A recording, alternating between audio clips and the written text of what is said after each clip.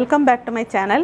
இன்றைக்கி நாம் குழந்தைங்களுக்கான ஒரு புதுமையான ரெசிபியாக எக் பெல் பெப்பர் ரோஸ்ட் செஞ்சுருக்கோம். ரொம்ப அருமையான டேஸ்ட்டில் சூப்பராக வந்திருக்கு. அதனுடைய செய்முறை எப்படின்றதை இப்போ நம்ம பார்க்கலாம். இப்போ இதுக்கு 3 எக் எடுத்திருக்கேன். அதை இதில் உடச்சி இதில் சேர்த்துடலாம். ஃபஸ்ட்டு இதை நல்லா பீட் பண்ணிக்கலாம். இப்போது 3 டீஸ்பூன் அளவுக்கு மைதா மாவு எடுத்திருக்கேன். அதை இதில் சேர்த்துடலாம். கொஞ்சமாக ஒரு 3 டீஸ்பூன் அளவுக்கு பால், காய்ச்சி ஆற வச்ச பால், அதை இதில் சேர்த்துக்கலாம். இதையும் நல்லா பீட் பண்ணிக்கலாம். இதில் ஒரு 2லேருந்து 3 ட்ராப்ஸு வெனிலா எசன்ஸ் சேர்த்துக்கலாம். சேர்த்துட்டு இதையும் நல்லா பீட் பண்ணிக்கலாம். இப்போ இதில் கொஞ்சமாக துருவி வச்சுருக்கிற கேரட் சேர்த்துக்கலாம். 2 பச்சை மிளகா பொடியாக கட் பண்ணி இதில் சேர்த்துக்கலாம்.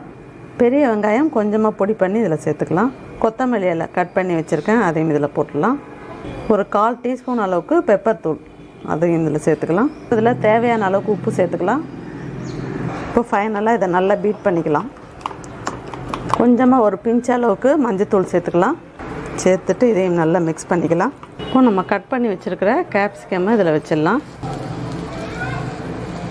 இப்போ நம்ம மிக்ஸ் பண்ணி வச்சுருக்கிற எக்கை இதில் ஊற்றிடலாம்.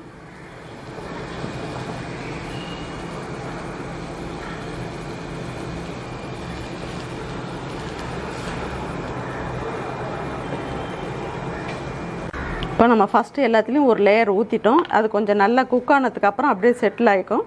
அதுக்கப்புறம் மேலே இன்னொரு ஸ்பூன் ஊற்றிக்கலாம்.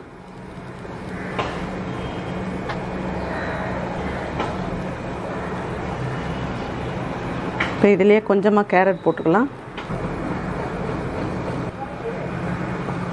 இப்போ நல்லா அடுப்பை சிம் பண்ணிவிட்டு இது மாதிரி ஒரு லிட் போட்டுடலாம். இப்போ ஒரு 2 நிமிஷம் வச்சுட்டு அப்புறம் ஓப்பன் பண்ணிக்கலாம். இப்போ இதில் பாட்டம் போர்ஷன் நல்லா குக் ஆகிடுச்சு. இப்போ திருப்பி போட்டுடலாம்.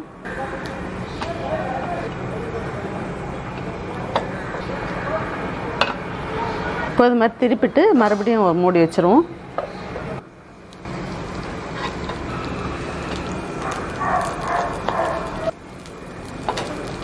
இப்போ இது ரெடி ஆகிடுச்சு, எடுத்துடலாம்.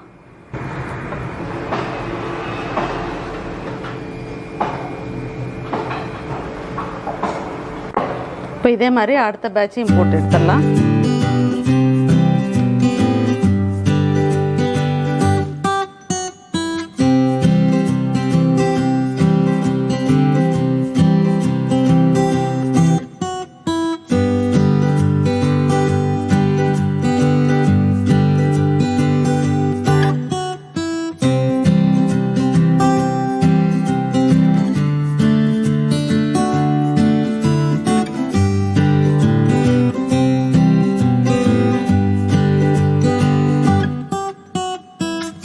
எம்மியான டேஸ்ட்டில் எக் பெல் பெப்பர் ரெசிபி செஞ்சுருக்கோம். சூப்பராக வந்திருக்கு. இதே மெத்தடில் நீங்களும் உங்கள் வீட்டில் குழந்தைங்களுக்கு செஞ்சு கொடுங்க. ரொம்ப விரும்பி சாப்பிடுவாங்க.